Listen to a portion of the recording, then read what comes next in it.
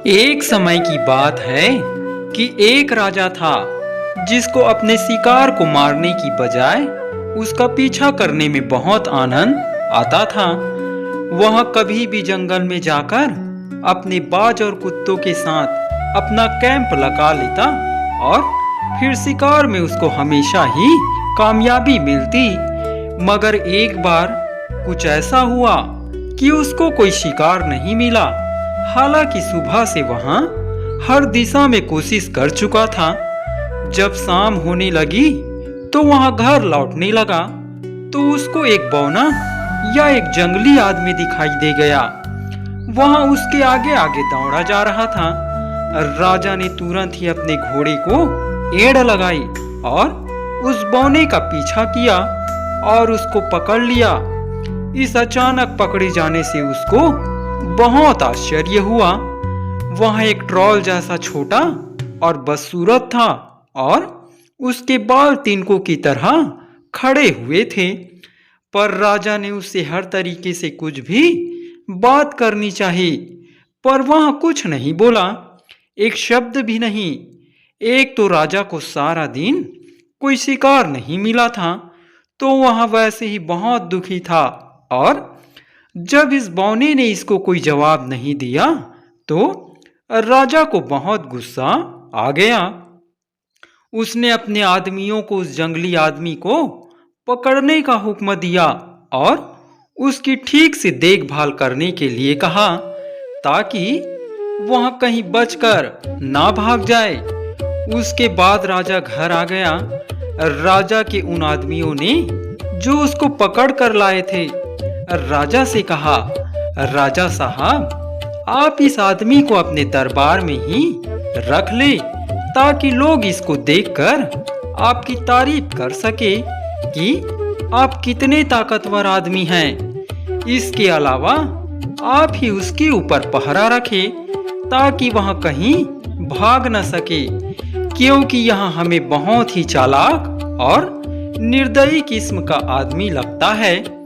राजा ने जब यहाँ सुना तो काफी देर तक तो वहां बोला ही नहीं। फिर बोला, मैं ऐसा ही करूंगा जैसा तुमने कहा है, क्योंकि तब अगर यह भाग जाएगा तो कम से कम उसमें मेरी कोई गलती नहीं होगी। पर मैं प्रतिज्ञा करता हूं कि जो कोई भी उसको भाग जाने देगा उसको मैं बिना किसी रहम के मार दूंगा, फिर चाहे फिर वहां मेरा अपना बेटा ही क्यों ना हो। अगली सुबह जैसे ही राजा उठा तो उसको अपनी प्रतिज्ञा याद आई। उसने तुरंत ही लकड़ी और शहतीरे मंगवाई। उस लकड़ी और शहतीरों से उसने किले के पास ही एक छोटा सा घर बनवाया। उसको कई तरह के ताले और चटखनियों से सुरक्षित किया ताकि उसको कोई तोड़ ना सके। दीवार के बीच में एक छेद बनवा दिया ताकि उसमें से उसे खाना दिया जा सके।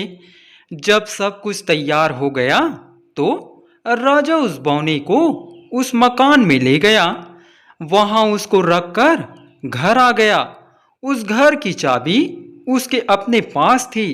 इस तरह वहां बौना उस घर में दिन रात एक कैदी की तरह से रहने लगा। बहुत सारे लोग उसको देखने के लिए पैदल या घोड़े पर चढ़कर भी आते थे, पर किसी ने उसे कभी कोई शिकायत करते नहीं सुना। शिकायत तो शिकायत, किसी ने उसे एक शब्द बोलते हुए भी नहीं सुना। कुछ समय तक इस तरह चलता रहा कि फिर देश में एक लड़ाई छिड़ गई तो राजा को लड़ाई के मैदान में जाना पड़ा। जाते समय उसने अपनी रानी से कहा, मेरी गैर हाजिरी में तुम मेरी जगह राजकाज संभालना। मैं अपना देश और अपनी जनता तुम्हारी देखरेख में छोड़कर जा रहा हूँ। फिर भी तुम मुझसे एक बात का वायदा करो कि तुम वहां करोगी, तुम उस जंगली आदमी की ठीक से देखभाल करोगी ताकि जब मैं यहाँ नहीं हूँ तो वह मेरे पीछे कहीं भाग न जाए। रानी ने वायदा किया कि वह वैसा ही करेगी।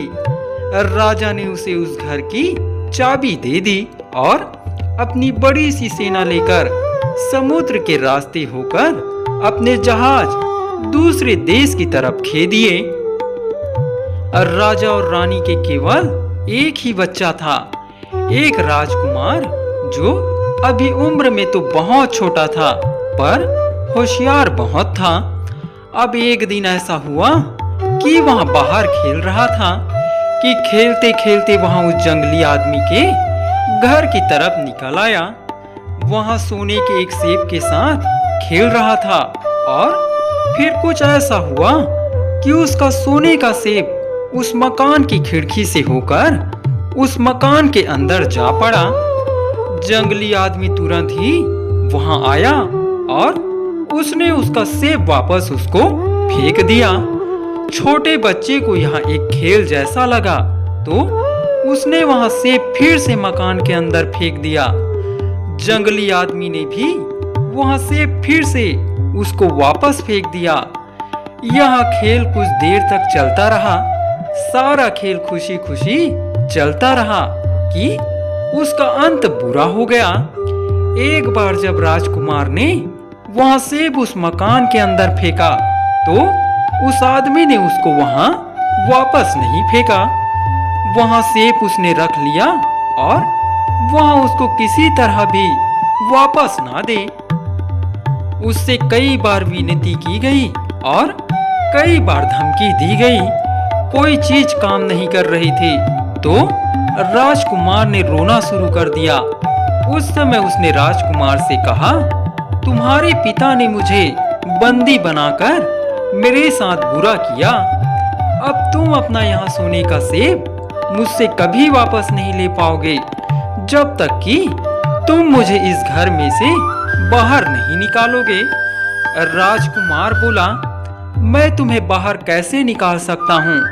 तुम मेरे सोने का सेब मुझे वापस कर दो, मेरा सोने का सेब मुझे दे दो। जंगली आदमी बोला, अब जो मैं तुमसे कह रहा हूँ उसे तुम सुनो और तुम वही करना जो मैं तुमसे कहूँ। तुम अपनी माँ के पास जाओ और उससे कहना कि वहाँ तुम्हारे बालों में कंघी करे। उस समय तुम उसकी कमर से इस घर की चाबी निकाल लेना। उस चाबी को लेकर यहाँ आ जाना और यहाँ आकर इस घर का दरवाजा खोल देना। इसके बाद तुम उसे फिर से वैसे ही वापस रख देना जैसे तुमने उसे ली थी। इस तरह इस बारे में कोई जान भी नहीं पाएगा। जब जंगली आदमी ने उसे यहाँ बता दिया तो उसने वैसा ही किया जैसा उसने कहा था। वहाँ अपनी माँ के पास गया और उससे अपने सिर में कंघी करने के लिए कहा। जब वहाँ कंघी कर रही थी तो उसने उसकी कमर से चाबी निकाल ली। चाबी निकालकर वहाँ उस घर की तरफ भागा जिसमें वहाँ जंगली आदमी बंद था। वहाँ पहुंचकर उसने मकान का दरवाजा खोल दिया। जब वे दोनों अलग हुए तो बौना बोला, लो यहाँ लो, तुम अपना सोने का सेब लो जिसका मैंने तुम्हें वापस दे देने का वायदा किया था। मुझे आजाद करने के लिए तुम्हारा बहुत बहुत धन्यवाद। फिर कभी जब तुम्हें जरूरत पड़ेगी तो मैं तुम्हारी मदद करूंगा। और यहाँ कहकर वहां से अपने रास्ते चला गया। राजकुमार अपना सोने का सेब लेकर अपने घर आ गया। चाबी उसने अपनी माँ की कमर में वापस रख दी। जब राजा के दरबारियों को यहाँ पता चला कि जंगली आदमी जेल तोड़कर भाग गया है, सारे दरबार में हलचल मच गई। रानी ने उनको पहाड़ियों और खाइयों सब में उसको ढूंढने के लिए अपने आदमी भेजे, पर वहां तो चला गया था और फिर दिखाई ही नहीं दिया। यह खोज कुछ दिन तक चलती रही। रानी रोज रोज दुखी होती रही क्योंकि उसको लग रहा था कि अब किसी भी दिन राजा घर वापस आते होंगे। और जब राजा किनारे पर उतरे तो सबसे पहले उसने यही पूछा कि क्या उस जंगली आदमी की रक्षा ठीक से की गई? रानी को सारा मामला स्वीकार करना पड़ा कि वहां क्या हुआ था और सब कुछ बताना पड़ा। और राजा यहां सब सुनकर बहुत गुस्सा हो गया। उसने कहा कि चाहे जो कोई भी क्यों ना हो, वह उसको सजा अवश्य ही देगा। उसने अपने दरबार के सब लोगों से उसके बारे में पूछा, पर किसी को उसके बारे में कुछ पता नहीं था। अंत में राजकुमार को भी बुलाया गया। राजकुमार ने राजा के सामने आकर कहा, मुझे मालूम है कि मेरे पिता मुझसे इस बात पर बहुत गुस्सा होंगे, फिर भी मैं सच को नहीं छिपाऊंगा। मैंने ही उस जंगली आदमी को भगाया है। यहां सुनकर रानी का चेहरा तो सफेद पड़ गया। दूसरे लोग भी यहां सुनकर परेशान हो गए, क्योंकि ऐसा कोई नहीं था जो राजकुमार को प्यार ना करता हो। आखिर राजा बोला, यह बात मेरे बारे में कोई भी कभी नहीं कहेगा कि मैंने जो प्रतिज्ञा की उसे पूरा नहीं किया, चाहे वहां मेरा अपना खून या मांस ही क्यों ना हो। इसलिए तुमको वही मौत मरना पड़ेगा जो ऐसे आदमी के लिए तय की गई थी। इसके साथ ही उसने लोगों को हुक्म दिया कि वे राजकुमार को जंगल ले जाए और वहां ले जाकर उसे मार दे। उनको यह भी कहा गया कि वहां राजकुमार का दिल लाकर उसे दे, जिससे उसे यहां पता चल जाए कि उसके हुक्म का पालन कर दिया गया है। लोग बेचारे खुले रूप से तो कुछ कह नहीं सकते थे, पर दिल ही दिल में सब बहुत दुखी थे। सब ने राजकुमार को माफ कर देने की बहुत विनती की, पर राजा ने जो कह दिया था सो कह दिया था। अब उसे वापस नहीं लिया जा सकता था।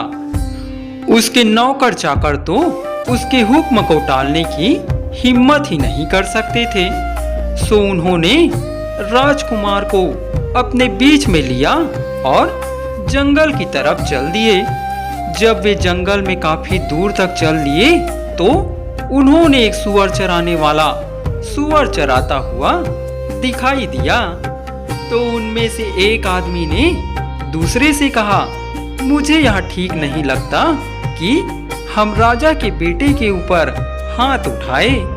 क्यों न हम एक सुअर खरीद ले और उसका दिल ले जाकर राजा को दे दे। वे लोग यहाँ विश्वास कर लेंगे कि वह राजकुमार का दिल है। राजा के दूसरे नौकरों ने सोचा कि यह आदमी तो अक्लमंदी की बात कर रहा है। सो उन्होंने राजकुमार को तो छोड़ दिया और उस सुअर चराने वाले से एक सुअर खरीदा। उसे जंगल में ले जाकर मारा और उसका दिल लेकर किले चले गए। राजकुमार से उन्होंने कहा कि वह वहां से कहीं चला जाए और फिर उधर कभी ना लौटे। अब यहाँ सोचना तो बहुत आसान है कि जब उन्होंने यहाँ कहा होगा कि हमने राजकुमार को मार दिया है तो घर में कितना कोहराम मचा होगा। राजा के बेटे ने वही किया जो राजा के नौकरों ने उसे करने के लिए कहा था। वह बहुत दूर दूर तक घूमता रहा। उसके पास कोई खाना नहीं था सिवाय गिरियों के और बैरिज के, जो अक्सर जंगलों में उगती है। बहुत देर तक घूमने के बाद वह एक पहाड़ के पास आया, जिसकी चोटी पर फर का एक पेड़ खड़ा था। उसने सोचा कि अगर मैं यहाँ चढ़ जाऊं तो शायद मैं देख सकूं कि कौन सा रास्ता किधर जाता है। वह तुरंत ही पेड़ की तरफ चल दिया। जैसे ही वहां फर के पेड़ की सबसे ऊंची टहनी पर पहुंचा और नीचे चारों तरफ देखा तो उसको दूर एक बहुत ही शानदार किला दिखाई दिया। धूप में वहां चमक रहा था। उसे देखकर वहां बहुत खुश हुआ और उधर की तरफ चल पड़ा। रास्ते में उसे एक किसान मिला, जिससे उसने विनती की कि वहां उसे अपने कपड़े बदलना चाहता है। किसान ने उसे अपने कपड़े दे दिए और वहां उनको पहनकर किले चल दिया। वहां जाकर उसने राजा से उससे काम मांगा तो उसने उसको एक गड़रिये का काम दे दिया। अब वहां राजा के जानवर चराने लगा। वहां जंगल कभी जल्दी चला जाता, कभी देर से जाता। समय के साथ वहां अपने दुख भूल गया। समय के साथ साथ वहां बड़ा होने लगा और इतना लंबा और बहादुर हो गया कि उस जैसा वहां कोई नहीं था। अब हमारी कहानी उस राजा की तरफ मुड़ती है जो इस शानदार किले में रहकर राज करता था। उसकी शादी हो गई थी और उसके एक बेटी थी। वह दूसरी बहुत सारी लड़कियों से कहीं ज्यादा सुंदर थी। वह इतनी खुशमिजाज और दयालु थी कि हर आदमी यही सोचता था कि जो कोई भी उसको अपने घर ले जाएगा वहाँ दुनिया का एक बड़ा खुशकिस्मत आदमी होगा। जब राजकुमारी 15 साल की हो गई तो उसके लिए बहुत सारे उम्मीदवारों की एक भीड़ सी लग गई। जैसा कि सोचा जा सकता है, उस लड़की ने सबको शादी करने से मना कर दिया था, पर आने वालों की गिनती तो बढ़ती ही रही। आखिर राजकुमारी ने कहा, मुझसे केवल वही शादी करेगा जो पूरा जिराह बख्तर पहनकर शीशे के पहाड़ पर चढ़ जाएगा। राजा ने सोचा कि यह तो अच्छा विचार है। उसने अपनी बेटी की इच्छा को बढ़ावा दिया और अपने सारे राज्य में यह मुनादी पिटवा दी कि जो कोई भी पूरा जिराह बख्तर पहनकर शीशे के पहाड़ पर चढ़ेगा, मेरी बेटी उसी से शादी करेगी। जब राजा का नियत किया हुआ दिन आया तो राजकुमारी को शीशे के पहाड़ पर ले जाया गया। वहां उसको उसकी सबसे ऊंची चोटी पर बिठा दिया गया। उसके सिर पर सोने का ताज था और हाथ में एक सोने का सेब था। वह इतनी ज्यादा सुंदर दिखाई दे रही थी कि वहां पर कोई ऐसा नहीं था जो उसके लिए अपनी जिंदगी को दांव पर ना लगाना चाहता हो।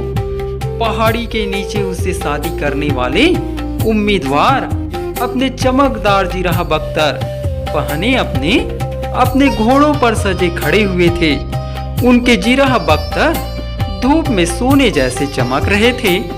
इनके अलावा और बहुत सारे लोग इस मुकाबले को देखने के लिए वहां आकर खड़े हो गए थे। बिगुल बजाकर उनको पहाड़ पर चढ़ने का सिग्नल दिया गया और उन सब ने अपनी पूरी ताकत के साथ उस पहाड़ पर चढ़ना शुरू कर दिया। पर पहाड़ ऊंचा था और बर्फ की तरह फिसलना था। साथ में उसकी चढ़ाई बहुत खड़ी थी। कोई भी उम्मीदवार उस पहाड़ पर थोड़ी दूर से ज्यादा नहीं चढ़ पाता था कि नीचे गिर जाता था। कईयों की तो इस चढ़ाई में हाथ पैरों की हड्डियां भी टूट गई। घोड़े भी हिनहिनाने लगे, लोग चिल्लाने लगे। इस सब ने इतना शोर मचाया कि उसे दूर तक सुना जा सकता था। जब यह सब चल रहा था तब राजा का बेटा अपने बैल चरा रहा था। जब उसने यह शोर सुना तो वह एक पत्थर पर बैठ गया, अपना गाल अपने हाथ पर रख लिया और विचारों में खो गया। उसको लग रहा था कि वह दूसरों के साथ इस मुकाबले में हिस्सा नहीं ले पाएगा कि अचानक उसने किसी के पैरों की आहट सुनी।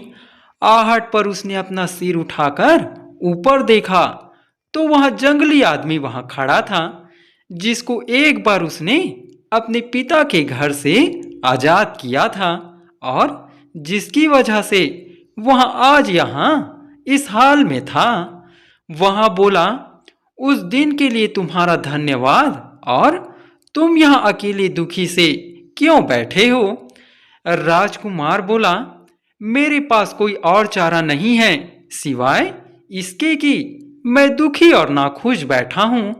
तुम्हारी वजह से मैं अपने देश से बाहर भागा भागा फिर रहा हूँ और अब मेरे पास ना तो कोई जिराह बख्तर है और ना ही कोई घोड़ा है जो मैं शीशे के पहाड़ पर चढ़ सकूं और राजकुमारी को जीत सकूं। जंगली आदमी बोला, ओह, बस इतनी सी बात। अगर तुम्हें बस यही चाहिए तो मैं तुम्हारी सहायता करूंगा। तुमने एक बार मेरी सहायता की थी, उसके बदले में आज मैं तुम्हारी सहायता करूंगा। कहकर उसने राजकुमार को हाथ पकड़कर उठाया और उसको धरती के नीचे अपनी गुफा में ले गया। तो लो देखो, वहां तो एक बहुत सुंदर जिराह बख्तर था जो सबसे मजबूत लोहे का बना हुआ था। उसके पास ही एक बहुत सुंदर शानदार घोड़ा खड़ा था जिस पर बढ़िया किस्म की जीन कसी हुई थी। उसके खुरों में स्टील के बढ़िया जूते लगे थे और वह कभी कभी अपना मुंह चलाता था जिसके उसके मुंह से सफेद झाग नीचे गिरता था। जंगली आदमी बोला, लो तुम यह जिराह बख्तर जल्दी से पहन लो और इस घोड़े पर सवार होकर अपनी किस्मत आजमाओ। तुम्हारे बैलों को खाना मैं खिला दूंगा। राजकुमार ने उसके दूसरी बार कहने का इंतजार नहीं किया। तुरंत ही उसने जिराह बख्तर और हेलमेट पहना, तलवार अपनी एक तरफ लटका ली और घोड़े पर बैठकर पहाड़ की तरफ हवा की तरह उड़ गया। राजकुमारी के उम्मीदवार अब इस मुकाबले को छोड़ने ही वाले थे, क्योंकि अभी तक कोई भी शीशे के पहाड़ पर नहीं चढ़ पाया था। हालांकि सब ने अपनी अपनी तरह से अपनी सबसे अच्छी कोशिश की थी, पर फिर भी जब वहां वे लोग यही सब सोचते हुए खड़े हुए थे कि शायद उनकी किस्मत किसी दूसरे समय पर काम आए, कि अचानक उनको एक नौजवान घोड़े पर सवार जंगल की तरफ से सीधा पहाड़ की तरफ ही आता दिखाई दिया। वह सिर से पैर तक लोहा पहने था, उसके सिर पर हेलमेट था, बाह पर ढाल थी और वह अपने घोड़े पर इतनी शान से बैठा हुआ था कि उसको देखकर ही दिल खुश होता था। सबकी निगाहें उसकी तरफ घूम गई। लोगों ने आपस में पूछा कि वह कौन था, क्योंकि उसको पहले किसी ने नहीं देखा था। फिर भी उनके पास बात करने के लिए और सवाल करने के लिए वक्त बहुत कम था।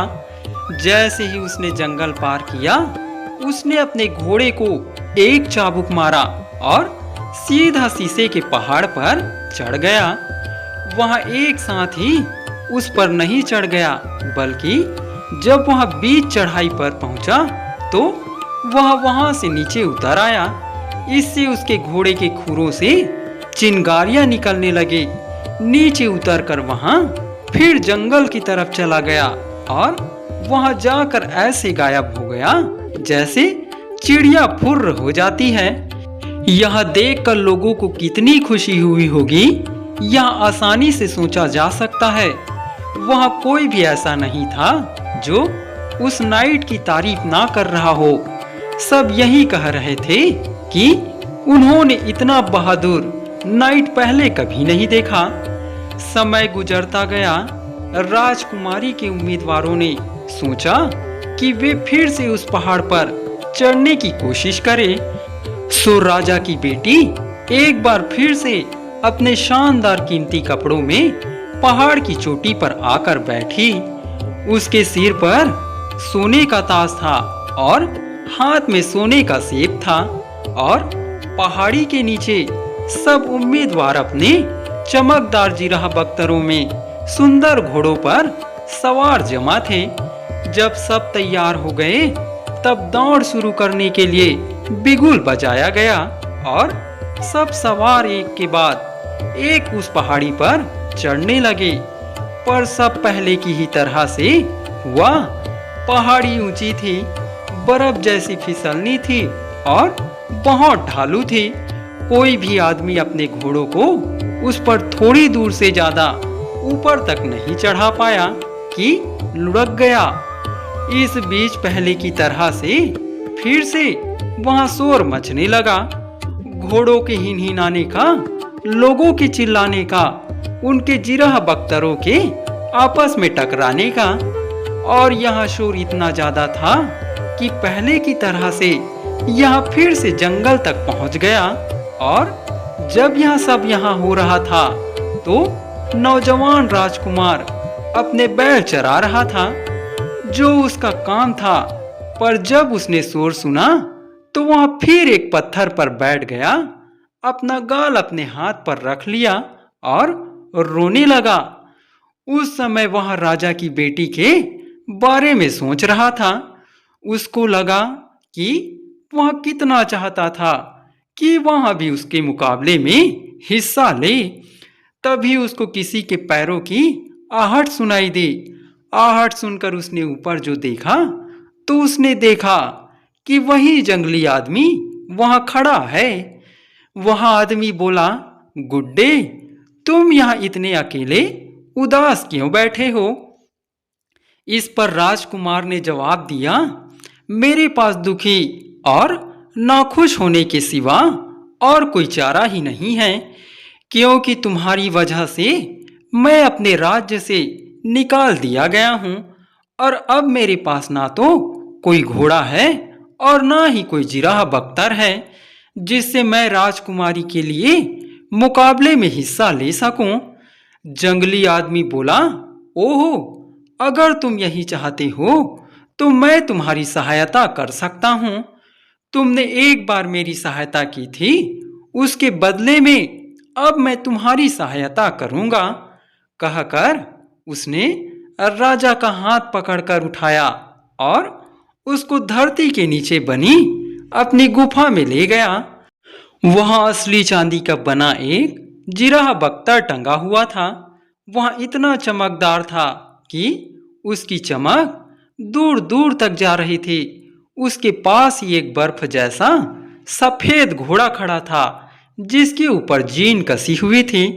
वहां अपने चांदी के खुरों से जमीन खुरच रहा था और मुंह से सफेद झाग गिरा रहा था। जंगली आदमी बोला, लो जल्दी से अपना यह जिराह बख्तर पहन लो, इस घोड़े पर चढ़ जाओ और जाकर अपनी किस्मत आजमाओ।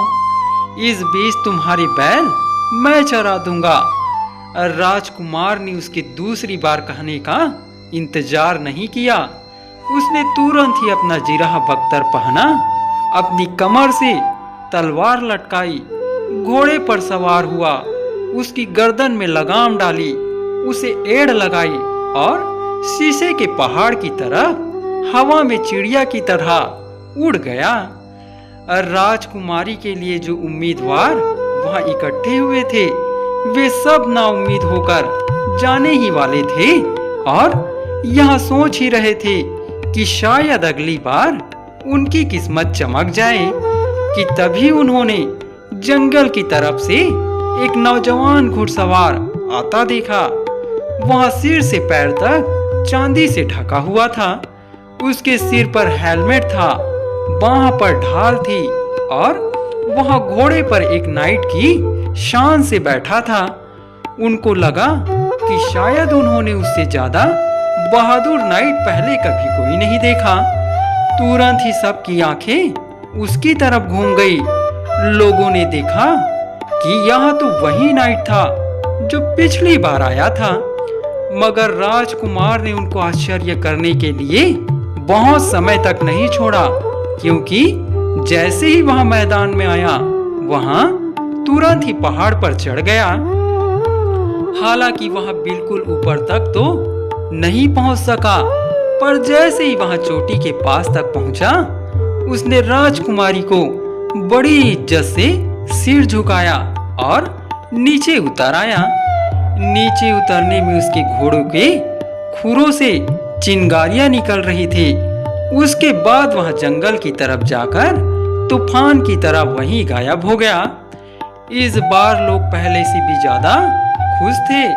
कोई भी ऐसा नहीं था जो उसके इस हिम्मत के काम से उसकी तारीफ न कर रहा हो।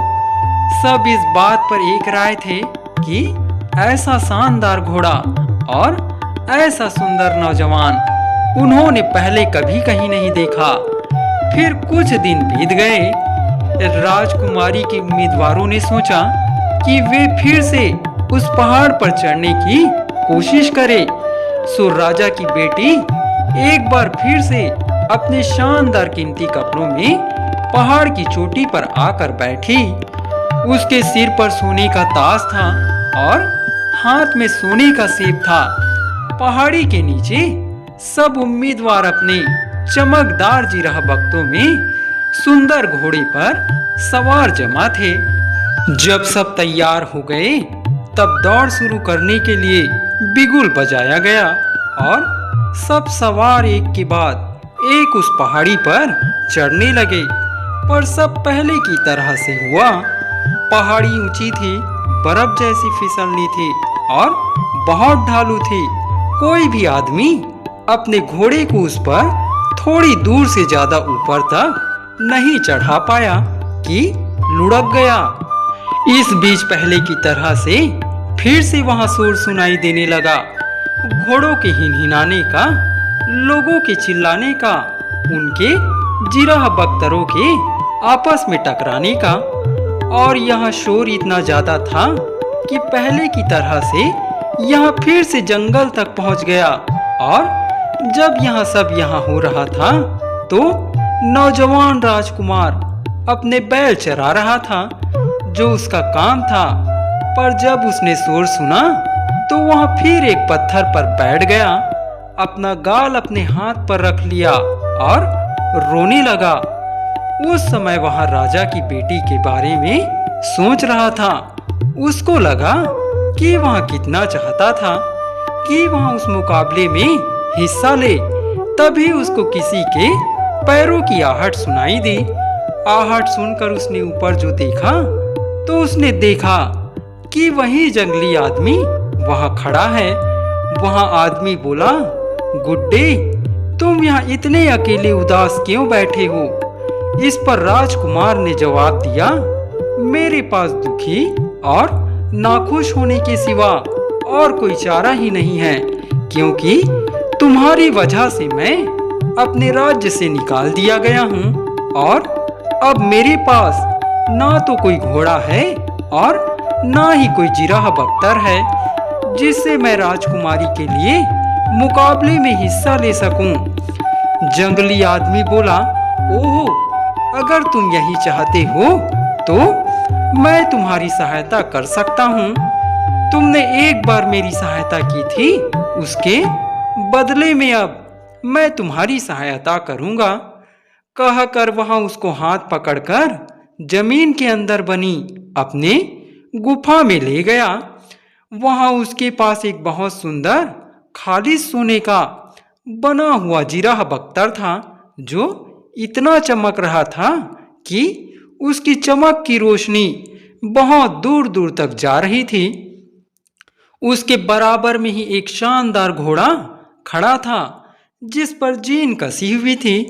वहां अपने सोने के खुरों से जमीन खुरच रहा था और मुंह चला रहा था और झाग उगल रहा था। जंगली आदमी बोला, लो, तुम तुरंत ही जिराह बख्तर को पहन लो, घोड़े पर सवार हो जाओ और जाकर अपनी किस्मत आजमाओ। इस बीच तुम्हारे बैल मैं चरा देता हूँ। अब सच कहो तो राजकुमार इतना भी सुस्त नहीं था। उसने तुरंत ही जिराह बख्तर पहना, अपना हेलमेट लगाया, सोने के बक्सुए लगाए, कमर में तलवार लटकाई और चिड़िया की तरह से उड़कर पहाड़ की तरफ चल दिया।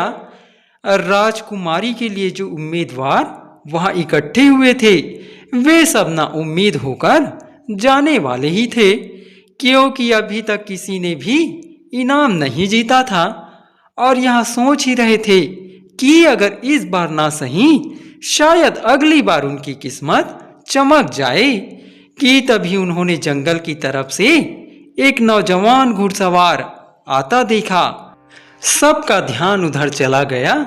वह सिर से पैर तक सोने से ढका हुआ था।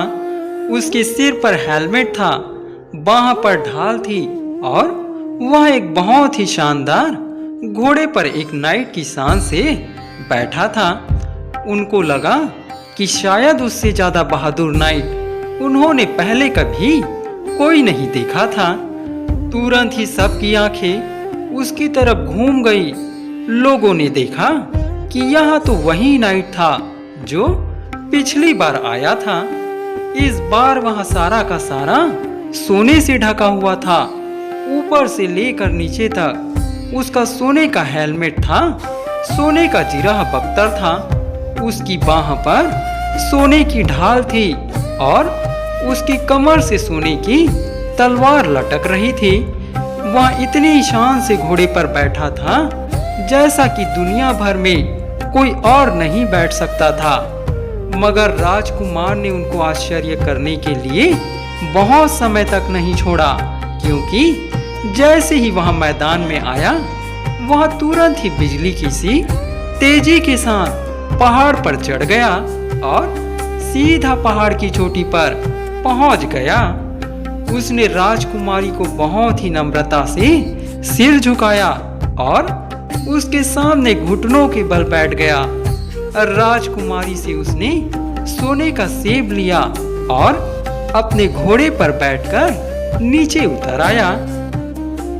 जब वह पहाड़ी से नीचे उतर रहा था तो उसके घोड़े के सोने के खुरों से आग की चिंगारियां निकल रही थी। इस तरह की चमकीली धारी छोड़ता हुआ वह वहां से जंगल की तरफ चला गया। वहां जाकर वहां एक तारे की तरह गायब हो गया। अब तो पहाड़ के पास क्या हल्ला गुल्ला मचा। लोगों ने क्या खुशी से तालियां बजाई, बिगुल बजने लगे, घोड़े हिनहिनाने लगे। ये आवाजें बहुत दूर तक सुनाई पड़ रही थी। राजा ने सब जगह मुनादी पिटवा दी कि एक अनजान सुनहरे नाइट ने इनाम जीत लिया है। अब तो बस यही बचा था कि उस सुनहरे अनजान नाइट के बारे में कुछ बातें जानी जाए, क्योंकि उसको तो कोई जानता ही नहीं था। सारे लोगों को यही आशा थी कि वह अब किले में आएगा, पर वहां तो आया ही नहीं। यह देखकर सबको बड़ा आश्चर्य हुआ। राजकुमारी पीली पड़ गई और बीमार हो गई। राजा भी उदास हो गया। लोग कुछ कुछ गलत बोलने लगे।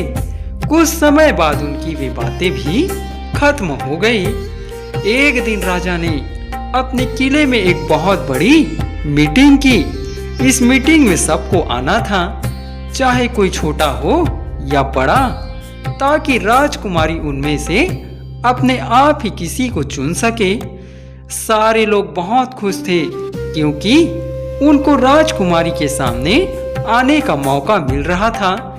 इसके अलावा यहाँ एक शाही हुक्म था, सो अनगिनत लोग वहाँ इकट्ठे हुए थे।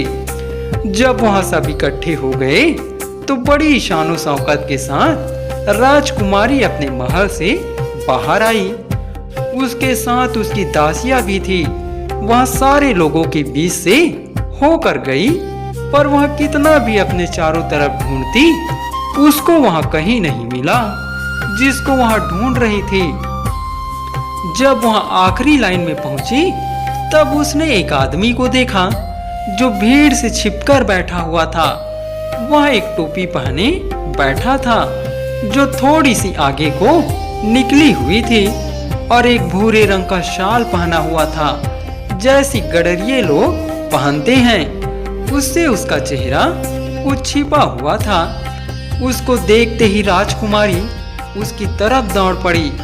उसने उसकी टोपी ऊपर उठाई और उसके गले से लिपट गई। चिल्लाकर बोली, वह यहाँ है, वह यहाँ है। यह देखकर सारे लोग हंस पड़े, क्योंकि उन्होंने देखा कि वह तो राजा का गडरिया है। इसको देखकर तो राजा भी चिल्ला पड़ा, हे भगवान, मुझे हिम्मत देना, क्योंकि मेरा दामाद अब मेरा हिस्सा बनने जा रहा है। पर इस बात से उस आदमी को जरा सी भी शर्म नहीं आई, बल्कि वह बोला, ओह, उसके लिए आपको चिंता करने की कोई जरूरत नहीं है। जैसे आप राजा हैं, वैसे ही मैं भी एक राजा का बेटा हूँ। कहकर उसने अपना शाल उतार दिया।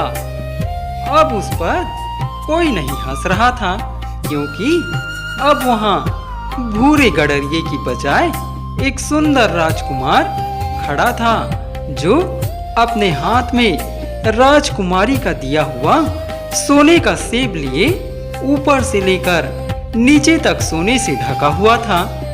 लोगों ने देखा कि वह तो वही नौजवान था जो शीशे के पहाड़ पर चढ़ा था। बस उसके बाद तो शादी की दावत की तैयारी शुरू हो गई, जैसे कि पहले कभी नहीं देखी गई थी।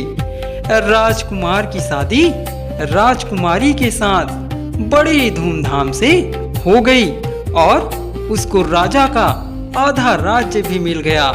शादी के बाद वे अपने राज्य में खुशी खुशी रहे। अगर वे मर नहीं गए होंगे तो वे अभी भी वहां रह रहे होंगे, पर उसके बाद उस जंगली आदमी के बारे में कुछ नहीं सुना गया। बस यही इस कहानी का अंत है।